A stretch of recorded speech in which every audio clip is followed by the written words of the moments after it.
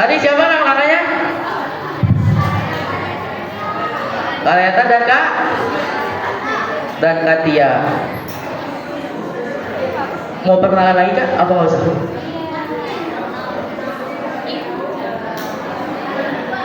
Oke, kakak-kakaknya mau perkenalan lagi, sekali lagi.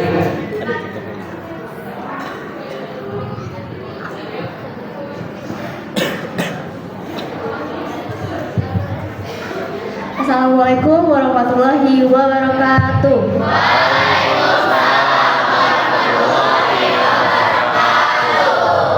Selamat pagi semuanya. Perkenalkan, aku nama panjang aku Huda Suli Setiani dan aku biasa dipanggil dengan sebutan Tia. Jadi teman-teman semua boleh panggil aku dengan sebutan Kak Tia ya. Sekian, terima kasih. Tepuk tangan dulu dong. Oke, selanjutnya ada Kak Renata. Halo semua. Halo Kak. Perkenalkan, nama aku Renata Bi. Aku di sini biasa dipanggil KBE. Jadi kalian bisa manggil aku KBE aja ya. Sekian, terima kasih. Oke, tepuk tangan dulu dong. Oke, jadi Kak Tia dan Kak Renata ini alumni Paradisa angkatan 23 ya Kak? 24 angkatan kemarinnya lagi. Oke, gimana Kak perjalanan ke sini? Aman? Atau ada kendala mungkin di perjalanan? Aman sih. Aman. Aman-aman, terkendali aman. Kakak ini dari kecamatan apa langsung dari kecamatan langsung ke sini? Oh enggak, aku kebetulan hari ini izin buat memenuhi undangan dari kalian semua. Oke, kalau Karen, tepuk tangan dulu dong. Kalau Kak Renata ada kuliah atau apa? Aku lagi libur kuliah, jadi Libur aku kuliah. di rumah. Oke, tepuk tangan dulu dong.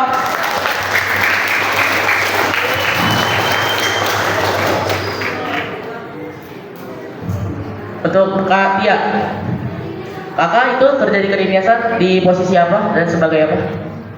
Aku Boleh tahu? di kedinasan, aku posisinya sebagai staf aja sih ya. Staf. Khususnya di staf umum dan kepegawaian. Pegawai. Karena dulu aku PKL kan di sana. Oke. Jadi ya alhamdulillahnya mungkin itu adalah rezeki aku. Jadi aku langsung dipanggil ke sana setelah aku lulus sekolah. Oh, keren nggak ceritanya Kak Tia? Tepuk tangan dulu dong. Jadi teman-teman, Kak Tia ini dulu PKL di satu tempat di dinasan ya Kak? Di tempat dinas ya? Dinasan. Iya, di Kecamatan Ciputat Timur. Kecamatan Ciputat Timur. Jadi setelah kakak ini lulus dari Paradisa, dia langsung dapat panggilan dari dinasnya itu untuk langsung kerja di sana. Betul kan Kak? Betul. Oke. Untuk Kak Renata nih. Kak Renata ada yang tahu nih kuliahnya di mana? Udah tahu ya dari APT ya? Aduh, oke. Bentar Pak. Kira-kira kakak masuk universitas itu apa yang memotivasi diri kakak untuk bisa masuk ke kuliah itu atau gimana? Motivasi terbesar aku itu membahagiakan kedua orang tua aku dengan aku bisa lanjut kuliah. Mereka tuh pengen aku harapan pertama untuk bisa masuk kuliah biar mencontoh adik-adik. Terus yang kedua juga karena cita-cita waktu SMP jadi anak kuliahan. Jadi itu jadi motivasi terbesar aku untuk bisa kuliah. Oke, tepuk tangan dulu dong. Jadi Kak Renata itu diterima di salah satu kampus lumayan besar, UIN. Tahu UIN kan? Oke. Selanjutnya. Menurut Katia, sekarang pertanyaan ke Katia. Menurut kakak keterampilan apa yang membuat kakak bisa dipanggil langsung bekerja di kedinasan sana? Untuk keterampilan aku ya, sebenarnya sih aku nggak menunjukkan keterampilan aku ya, karena kan kalau misalnya kita PKL itu, ini aku flashback ke masa PKL aja ya. Aku nggak menyarankan kalian untuk melakukan ini tuh supaya kalian yang terutama SMK nih, SMK bisa langsung keterima kerja di suatu instansi kedinasan. Tentunya ini pasti semua ada di suatu instansi dimanapun, nggak harus di instansi kedinasan. Yang pastinya baik SMP maupun SMK, khususnya SMK, waktu kalian PKL lebih sering-seringlah kalian inisiatif sendiri, cekatan, dan juga kalian itu disiplin waktu masuknya. Misalnya nih, di tempat PKL kalian masuknya itu jam 8. Usahakan kalian jam setengah 8 itu udah ada di sana. Itu masuk ke disiplinnya. Dan juga inisiatif. Yang dimana kalau suatu instansi itu pasti seneng banget sama murid PKL yang inisiatif tanpa harus disuruh-suruh. Jadi kita nggak kelihatan banget kalau kita nggak ada kerjaan gitu loh. Terus juga aktif, ini sama aja sih ya kayak inisiatif kalau menurut aku. Aktif itu maksudnya kalau misalnya di suatu instansi itu ada kegiatan atau gimana pun, usahakan kalian itu jangan cuma bengong-bengong aja gitu. Usahakan tanya apa yang perlu dibantu gitu. Terus juga komunikasi sih bagi aku sangatlah penting ya. Mau SMP ataupun SMK, aku sangat menyarankan untuk kalian ikutlah organisasi. Karena di situ kalian bisa membentuk komunikasi kalian, rasa percaya diri kalian di depan banyak orang, atau juga syukur-syukur kita bisa menemukan jati diri kita sendiri, gitu ya. Dan juga ada kerjasama dan juga sosialisasi, sama aja. Walaupun kita cuma murid PKL di suatu instansi kita itu, tapi bukan berarti kita itu nggak ada kewajiban yang sama kayak pegawai-pegawai di sana. Kita juga berhak buat kerjasama, bantu-bantuin mereka, dan juga bersosialisasi khususnya. Jangan malu-malu, sosialisasilah sama semua pegawai-pegawai yang ada di sana. Begitupun SMP juga bisa bersosialisasi sama teman-teman semuanya, janganlah saling membeda-bedakan terutama, dan juga sama guru-guru itu haruslah kalian bisa bersosialisasi dengan baik dan juga berkomunikasi dengan baik. Itu aja sih ya dari aku. Oke, makasih Kak Tia. Kasih tepuk tangan dulu dong. Jadi organisasi di sekolah itu penting banget untuk kalian dimanapun. Contohnya kayak Kak Tia tadi, pentingnya berorganisasi di sekolah. Jadi organisasi OSIS tuh bukan yang kalian lihat tuh cuma kayak bantu-bantu gitu doang. Kayak misalkan ada yang bilang kan babu gitu-gitu segala macam. Itu enggak banget menurut kakak juga. Soalnya itu berguna juga buat kalian juga di masa depan, atau yang kalian nih yang SMP mau daftar ke SMA mungkin itu berguna banget pengalamannya di situ. Jadi jangan pernah melihat dari sudut yang lain aja, lihat sudut positifnya aja. Oke. Sekarang ke Kak Renata.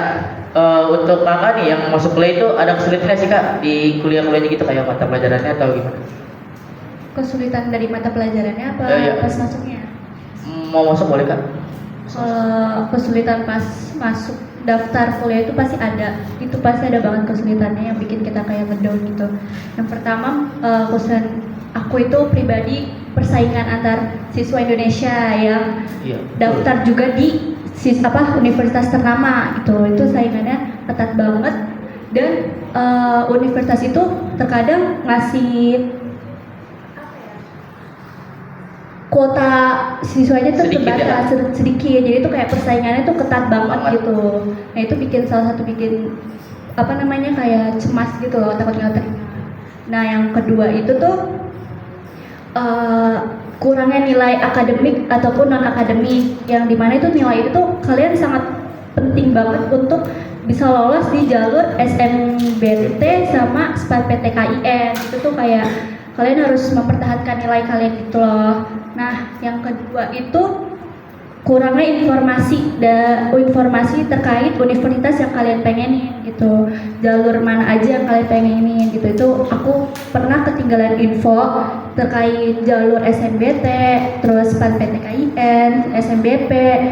Itu aku ketinggalan info banget, dan untungnya aku masih dikasih lewat jalur UMPTKIN. Tapi mungkin belum rezekinya di sana, aku gak keterima jalur UMPTKIN, tapi aku nggak nyerah gitu aja karena masih ada jalur mandiri. Dan alhamdulillah di jalur mandiri ini aku keterima. Dan yang kedua itu fasilitas belajar yang kurang gitu. Aku tuh nggak ikut les-les kayak bimbel untuk soal-soal UTBK gitu. Aku tuh belajar mandiri dan sendiri, dan waktunya tuh terbatas sama ujian-ujian yang ada di SMK ini gitu. Aja Oke. Tepuk tangan dulu dong.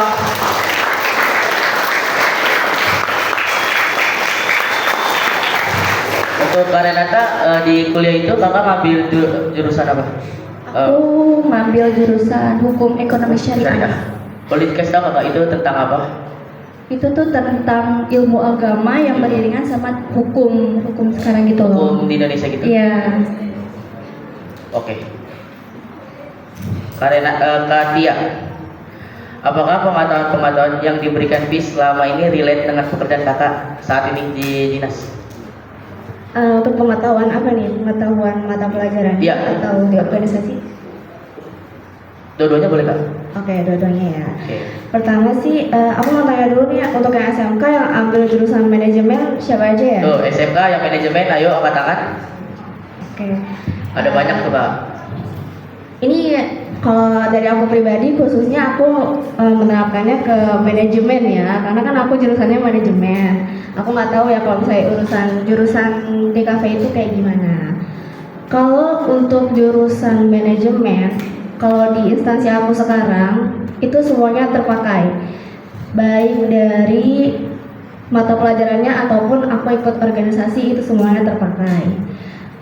Terutama untuk pengelolaan administrasi. Aku kan masuknya ke umum kepegawaian ya, jadi aku nggak jauh-jauh dari administrasi. Kayak membuat agenda, surat menyurat itu surat masuk, surat keluar. Habis itu melakukan panggilan telepon ke baik pihak eksternal maupun pihak internal. Terus melakukan perjalanan dinas, rapat-rapat, dan juga manajemen waktu aku sih untuk mengatur itu semua kayak gimana. Terus kalau misalnya di organisasi ini nggak cuma aku khususkan untuk SMK aja ya, tapi SMP pun bisa kalian melakukan karena nanti kan kalian masuk ke jenjang SMK ataupun SMA dan itu pasti akan terpakai banget kalian di dunia pekerjaan ataupun di dunia kuliah. Ya, yang khususnya itu yang aku paling ambil banget itu adalah berpikir kritis di saat kita menghadapi suatu permasalahan dan juga berusaha untuk mencari solusi gimana kita bisa menyelesaikan sebuah permasalahan itu dan kita harus kreatif dan juga inisiatif sih yang tadi aku bilang karena itu pasti kepake banget apalagi kayak KBE ya, KBE di dunia kuliah itu kan pasti kita ada yang namanya apa kak? Organisasi juga ya kak? Organisasi yang event-event kayak gitu itu pasti kita akan memerlukan pemikiran yang kritis gimana caranya biar event itu tuh berjalan dengan lancar gitu loh. Dan juga komunikasi itu sih yang aku tekankan lagi ya, komunikasi itu harus kita perbaikin lagi supaya orang lain itu nyaman ngomong sama kita gitu loh. Dan juga teamwork, kerjasama itu penting banget. Baik kalian ini di kalian SMP ataupun SMK juga di sekolah di suatu ruangan itu pasti kalian ada yang namanya kerja tim, kerjasama dan itu pasti akan selalu terpakai sampai kalian nanti kerja ataupun kalian kuliah. Itu sih yang dari aku ya pengetahuan di FIS yang selama ini aku jalanin selama 6 tahun. BTW aku di sini itu SMP sama SMK di FIS. Tepuk tangan dulu dong. Jadi betul pelajaran di sini mungkin relate juga ya kak ke kehidupan. Apalagi organisasi itu penting banget. Jadi jangan dikira organisasi itu cuma di SMP atau di SMA doang. Di kuliah pun masih ada ya kak organisasi di kuliah. Masih ada. Masih ada. Dan itu lebih besar. Apanya tuh? Eventnya bisa lebih besar. Oke, lanjutnya. Boleh tahu apa nih kak tips dan triknya kakak bisa masuk Universitas UIN itu gimana?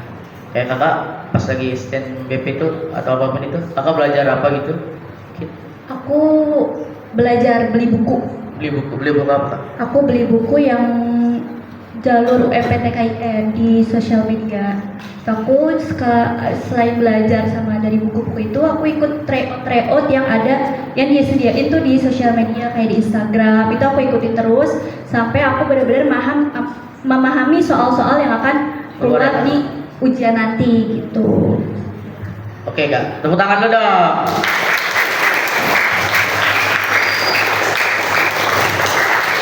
Oke, selanjutnya Kak Tia, boleh kasih nggak Kak tips dan triknya juga tuh buat kakak-kakak SMK nih. Ntar kan ada yang mau PKL juga nih, kakak-kakak kelas SMK-nya kelas 11. Caranya tuh disiplin di dalam PKL itu gimana Kak? Atau Oke, kalau aku sih nggak menyarankan ini tips dan trik ya. Mungkin saran. Aku lebih ke saran aja Saran. ya, saran. Ya seperti yang tadi aku jelasin tadi itu kayak misalnya kita inisiatif, khususnya ini yang mau PKL nanti ya, pasti anak SMK pasti itu mereka akan PKL dan inisiatif, disiplin dan juga kita tuh peka gitu loh terhadap apa yang dibutuhin di sana gitu ya, dan juga aktif. Jangan kita kelihatan ya udah kita PKL, kita nggak dikasih kerjaan, ya udah bukan berarti kita emang benar-benar nggak ada kerjaan gitu. Sebenarnya ada, asalkan kita mau mencari, karena kan kita yang PKL, jadi kita yang harus terus membangun supaya kita itu dikasih pekerjaan dan manfaatnya itu pasti untuk diri kita sendiri gitu.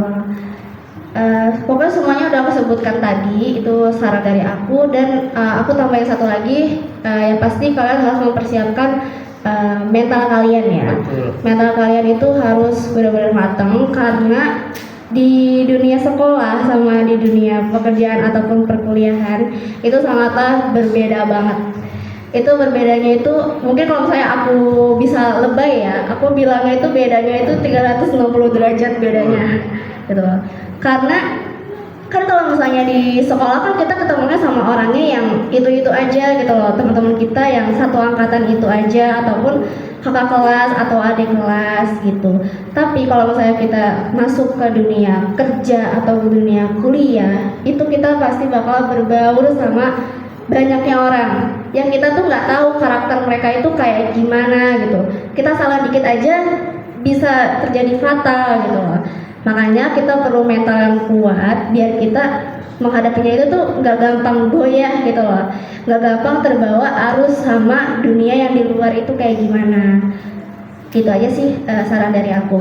Oke, tepuk tangan dulu dong buat Kak Tia. Jadi bukan selain itu juga mental juga perlu banget ya Kak. Perlu banget perlu. Apalagi dari jenjang kayak kakak ini kuliah itu beda banget sama kalian masih di jenjang SMP atau SMA. Ada yang mau ditanyain nggak sama Kak Tia atau Kak Renata tentang pekerjaan atau kuliahnya? Kakak SMK-nya ada yang mau nanya? Atau SMP-nya nggak apa-apa? Boleh Bang? Apa Bang? Boleh kan Kak? Ah, boleh? Boleh, oke. Mungkin di mau pakai mic nggak Bang? Oh, usah, oke apa? Ini ya Kak, kan kakak udah pernah ngerasain di dunia sekolah sama pasti udah ngerasain juga di dunia luar. Nah saya sebagai siswa SMK yang sedikit lagi mau lulus Mau minta saran ya Bang? mau minta apa ya, gambaran sedikit ya tentang dunia luar dan perbedaan dunia luar sama di dunia sekolah gitu. Terus juga tantangan-tantangannya ya. Yang pertama itu, apa tantangan terbesar yang pernah kakak hadapin di saat kakak tuh pernah jadi siswi di sekolah ini, sama yang pas baru lulus banget dari sekolah ini Kak. Mungkin itu aja yang pertanyaan dari saya. Oke, terima kasih Bang Girja atas pertanyaannya. Buat berdua apa gimana Bang? Iya, berdua. Buat berdua. Oke. Kan masing-masing pasti beda. Iya, soalnya beda ini juga. Oke, aku jawab dulu pertanyaannya ya. Tantangan terbesar yang pernah aku jalanin selama 1 tahun aku kerja ini, lebih tepatnya sih aku kena ya, namanya juga instansi pemerintahan itu pasti kan kita akan bertemu sama pejabat-pejabat yang Betul. lebih tinggi pangkatnya ya daripada kita. Pernah waktu itu aku ada suatu acara yang dimana aku kan memang pernah nih, bukan pernah lagi sih, aku sering MC di sini di sekolah kan, waktu Betul banget. sekolah. Nah, aku disuruh lah dimintain tolong untuk nge-MC-in acara tersebut yang dimana pejabat-pejabatnya itu yang datang dari kepolisian, yang dimana kalau saya aku ngomong salah sedikit pun itu bisa Berbahaya banget. salah ya.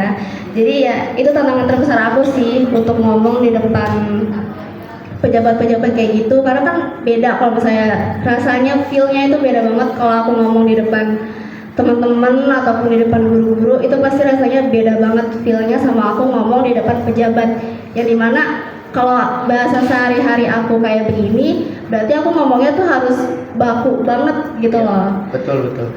Begitu. Terus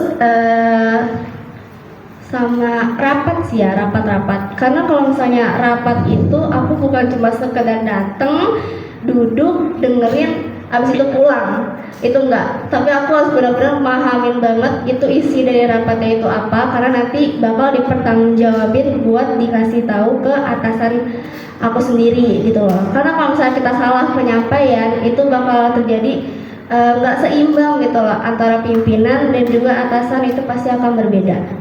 Itu sih tantangan terbesar aku, karena kan aku di sekolah belum pernah aku yang namanya ikut rapat itu nggak pernah. Tapi ketika aku terjun ke dunia kerja, aku harus menghadapi rapat-rapat itu, yang dimana itu bukan cuma 1 atau 2 kali, tapi lumayan sering. Itu aja sih tantangan dari aku. Mungkin kalau Mbak Renata, Kalau tantangan aku mungkin mata pelajaran kali Mata ya. pelajaran. Kan aku SMK-nya manajemen. Terus aku ngambil jurusan di hukum ekonomi syariah, yang itu tuh jauh banget beda banget. Nah pas aku masuk untuk belajar di kelas dengan mata pelajaran yang kebanyakan agama, tentang politik, itu tuh aku hampir mau nangis belajar tentang agama, apalagi ujian yang bahasa Arab ya? bahasa Arab itu aku pengen nangis banget karena jauh banget sama Manajemen SMK ya? manajemen.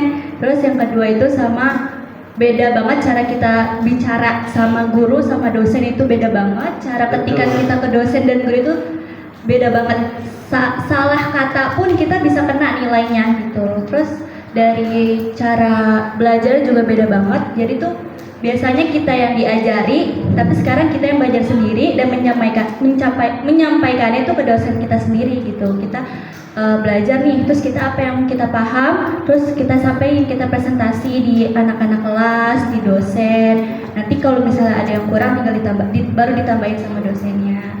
Terus apalagi ya, sama mungkin pergaulan di kampus itu Beda banget ya Kak? beda banget. Aku baru masuk aja tuh kayak berasa baru bebas dari dunia yang sebenarnya gitu. Betul banget. Itu kayak aku kaget, nggak kayak wah ternyata gini ya Gini. suasana kuliah gitu, orang-orangnya gitu. Itu aja sih. Soalnya beda banget sama yang di kalian sekolah-sekolah SMK SMA gitu. Iya, itu beda banget. Oke Kak, boleh tepuk tangan dulu dong. Mungkin boleh diminum Mbak minumannya, mungkin haus habis ngobrol panjang. Baru kan Boleh dong. Enggak Kak, nggak apa-apa. Ada yang mau nanya lagi mungkin? Ada. Apa pertanyaannya?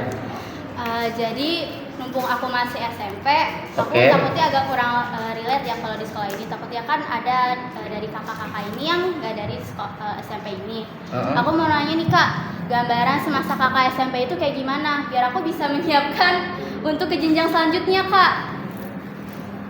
Untuk SMA atau SMK gitu? Iya. Mungkin Kak Renata atau Kak Fatia bisa jawab. Mungkin lebih ke ini pengalaman atau gimana? Iya, pengalaman mulai dari misalnya organisasi, Organisasi. dari mata pelajaran, atau mungkin dari keseharian gitu. Oke. Oke. Aku jawabnya ini, aku jujur-jujuran aja ya.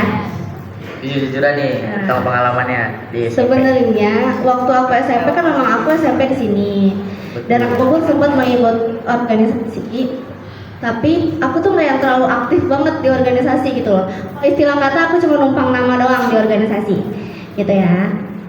Dan pas banget waktu aku kelas 8, udah setengah perjalanan kelas 8 itu COVID kan. Iya, Nah, betul. jadinya kita kena belajar di rumah. Nah, dari situ aku pun jujur-jujuran aja ya. Aku pun belajar ya. Namanya juga belajar di rumah, beda feelnya dengan belajar di sekolah. Aku yang ya udah aku biasa-biasa aja, yang penting aku ngerjain tugas, selesai dikumpulin, aku dapat nilai, udah gitu aja. Nah, tapi ternyata itu aku salah banget mikir kayak begitu. Memang seharusnya walaupun aku cuma belajar di rumah juga, aku tetap harus aktif dan juga harus benar-benar mendalami banget itu. Karena aku pun kelabakan waktu masuk kelas 10. Kelas 10 aku tiba-tiba aja, kan waktu itu memang masih belum normal banget kayak sekarang ya. Iya, betul. Jadi kepengurusan itu masih yang tiba-tiba ditunjuk. Tunjuk. Tiba-tiba ditunjuk misalnya, Tia nanti jadi ini ya gitu di organisasi gitu. Jujur aku itu nggak ada kesiapan karena aku di SMP pun ya udah aku cuma numpang nama doang di organisasi. Nah jadinya aku baru benar-benar belajar banget organisasi itu di masa SMK.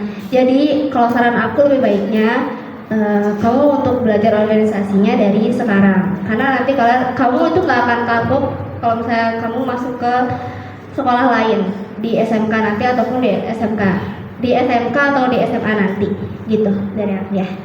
Makasih ya Kak Tia. Sekarang Kak Renata, apakah ada saran untuk aku atau menceritakan pengalamannya?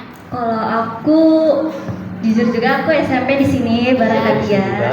Dan aku di SMP ini jadi siswa yang gak kelihatan bisa dibilang gitu, karena aku bukan siswa yang aktif organisasi, terus nilai yang bagus. Aku tuh siswa biasa yang pikiran sih cuman kayak berangkat sekolah, Pulang ya kak. berangkat sekolah, belajar, main sama teman, pulang gitu. Itu keseharian aku waktu SMP, karena di SMP itu tuh teman-teman aku tuh banyak dan mereka tuh pada pinter-pinter semua, termasuk Katia, pinter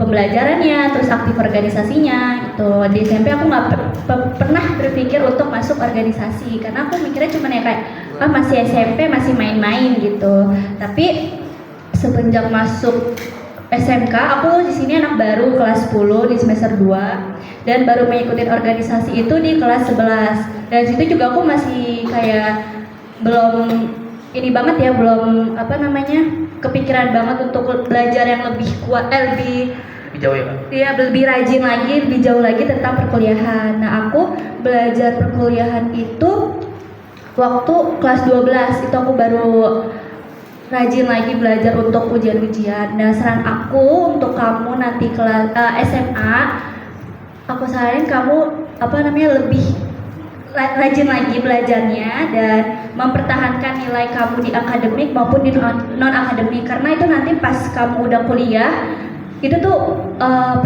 prestasi kamu tuh penting banget di sana gitu. Kamu bisa ngikutin organisasi jadi ketuanya, terus ngikutin lomba-lomba di Luar sekolah ya. di luar kuliah, di universitasnya, itu penting banget sih buat aku gitu. Itu aja. Oke, terima kasih ya Kak Tia dan Tepuk tangan dulu dong.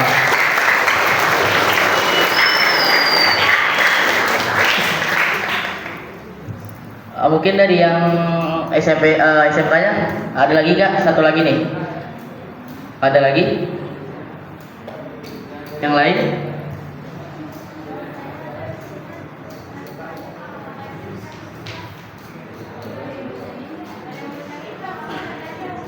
Pak, dukung ada kakak alumninya nih.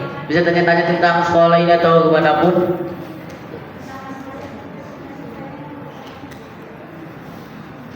Tadi saran udah, tentang pengalaman juga udah. Mungkin ada yang lebih dari itu.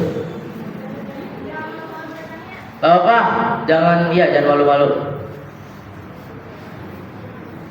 Gak ada nih.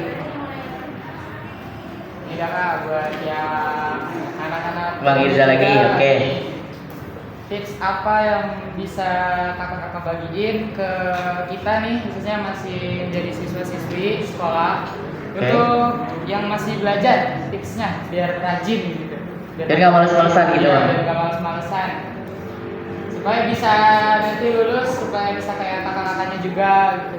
Keterima di Sekolah, universitas yang lumayan besar kita gitu. sama di tempat kerja juga. Apa tipsnya? Dari aku dulu ya. Kalau ngomongin tips biar kita rajin buat belajar, jujur aku sendiri pun aku malas belajar. Males.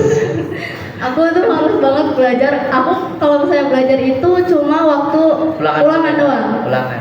Aku belajar waktu ulangan doang, itu pun cuma bolak-balik buka buku doang, atau enggak aku cuma baca kisi-kisinya doang. Udah itu ya. Terus kalau misalnya tips sih aku nggak menyarankan kalau misalnya kalian mau mencobanya boleh. Kalau aku tuh memikirkan di masa depan nanti setelah aku lulus sekolah, aku mau kemana ya, gitu. Kalau misalnya yang dari SMP nih, SMP kalian pasti mau masuknya ke SMK, SMA yang bagus lah ibaratnya, yang ada di mimpi-mimpi kalian tuh mau masuk ke SMK itu. Dan pastinya kalian kalau mau masuk ke SMK atau SMA itu, pastinya kalian perlu perjuangan dan juga pengorbanan kalian, yaitu dengan belajar. Sama kayak yang tadi KB bilang kan, KB buat masuk ke universitas itu, KB juga belajar.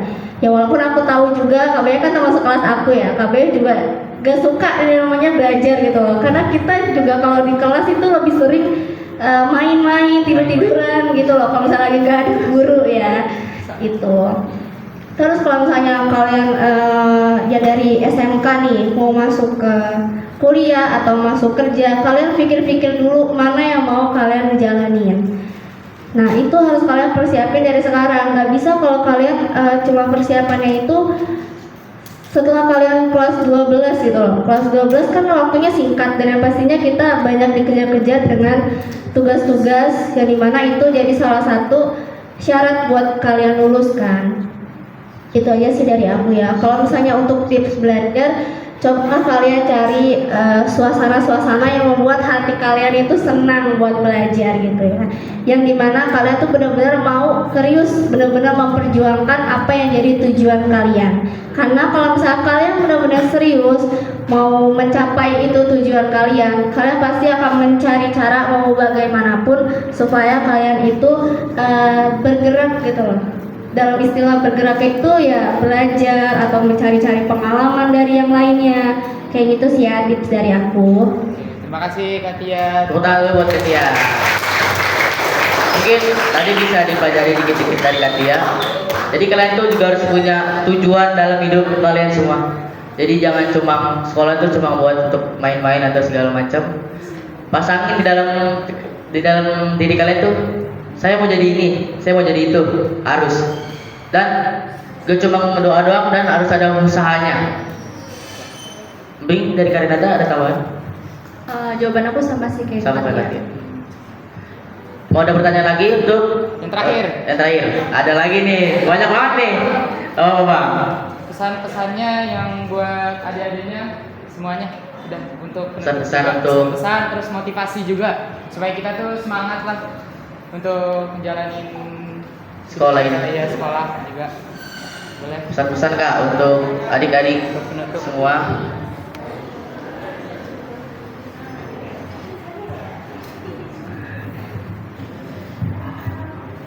Kalau dari aku sih ya seperti yang udah aku bilang semuanya itu ya, karena putar-putar balik aja ya jawabannya kayak begitu-begitu juga sama. Intinya kalian pahamilah apa yang aku sebutkan tadi.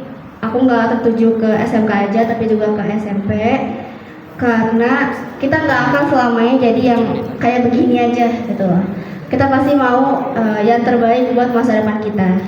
Itu aja sih pesan dari aku. Dan mungkin setelah kalian mendengar ini pasti di pikiran kalian, oh ternyata dunia kerja, dunia kuliah nggak seasik itu ya, nggak seserem itu ya, serem banget.